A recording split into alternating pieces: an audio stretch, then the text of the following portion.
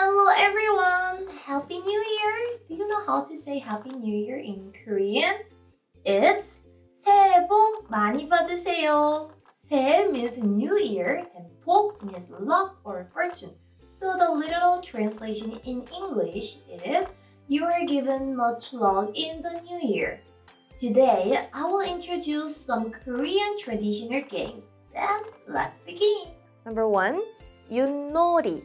This is a very popular board game and Korean people often play it on holidays like Korean New Year's Day and Chuseok when family members gather.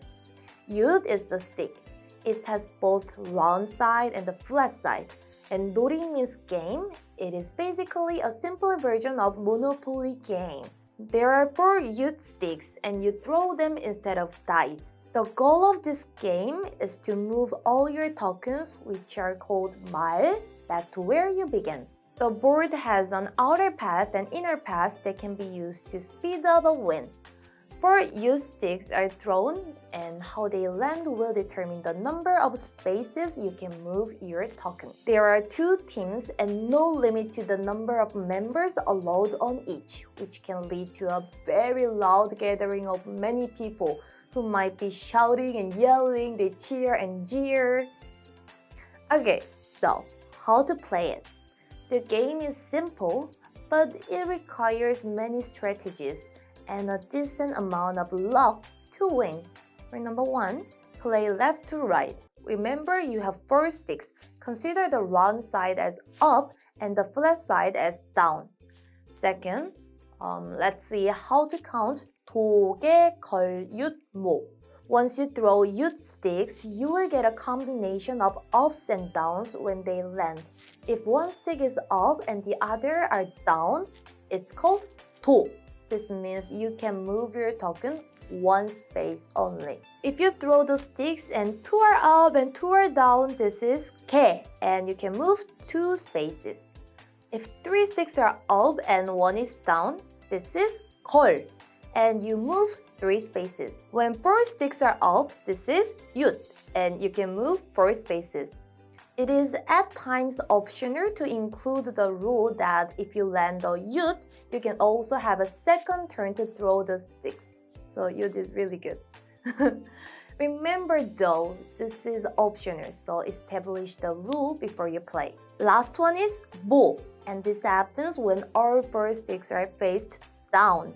And if you get all 4 sticks down, you actually get to move 5 spaces forward. You can also add this option to let the player throw one more time, just like you. Now you know how to move the tokens. Take a look at the corner dots. Those are special dots. If you land on one of those dots, on your next turn, you can choose the direction of your token. You can take a shortcut by using inner path instead of going completely around the board. If you want to make things difficult, when one player lands on the same spot as another, they get to send the first token back to the start. Number 2, 공기놀이. It's similar to jacks. This is a children game that improves eye-hand coordination. The Korean jackstones are called Gonggi and usually 5 pieces are used. Traditionally, children would search for similar sized stones, like really small stones to use, but now the game is sold with plastic, colorful parts. To play this game, each player tosses up the stones and tries to catch them without dropping any. Throughout the years, different adaptations have been added, like catching the stones on the back of the hand or from behind the back to make the game more interesting and difficult. So, how to play? The stones are thrown on the playing surface and the player picks a stone to throw up in the air. While airborne, the player picks up another stone on the playing surface. Then, the player catches the stone. These steps are repeated until all the stones have been caught. So you choose one, choose another, like that. The stones are thrown on the playing surface again. However, at this level, the player picks up the stones 2 at a time. The stones are thrown on the playing surface. The stones are picked up once in a cluster of 3, and the other one is just by itself. First step, The player throws one stone in the air, places another on the surface, and catches the airborne stone. Then the player tosses the same stone again, but this time picks up the 4 clustered stones on the playing surface and catches the airborne stone. Step 5. The player tosses the stone from the palm of the hand into the air. While airborne, the player flips the hand backside up. The stones are then caught on the back of the hand. Then the player throws the stone in the air and catches them. The number of the stones caught amounts to the score. Number 3. 제기차기. 제기 is the paper-covered coin made to resemble a shuttlecock, and 차기 means kick. So this game is very simple. You just kick 제기 with your foot repeatedly. You must keep 제기 in the air and achieve the most kicks possible. Switching legs is permitted and it can be played alone or in a group. Playing in a group, the first person to let the 제기 hit the ground is out. And this continues until only one person is left. Okay, I'm gonna explain how to play it. Players kick the 제기 into the air using the inner side of the foot.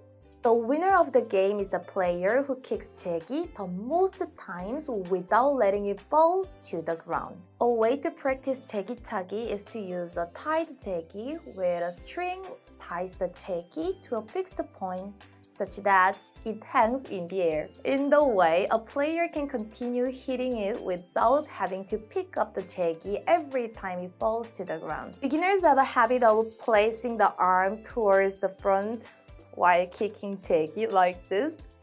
Because with the thought that the arm helps balancing the body, but however, it does not. When using the right foot to kick 제기, it is better for the right hand to be held at the hip, like this. How was it, everyone? Do you want to play these traditional games by yourself or with your friends?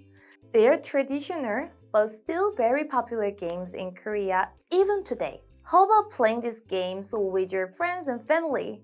If you like the video, please click like and leave a comment, and don't forget to subscribe and check suandcarrots.com and our products that we made with love from Korea.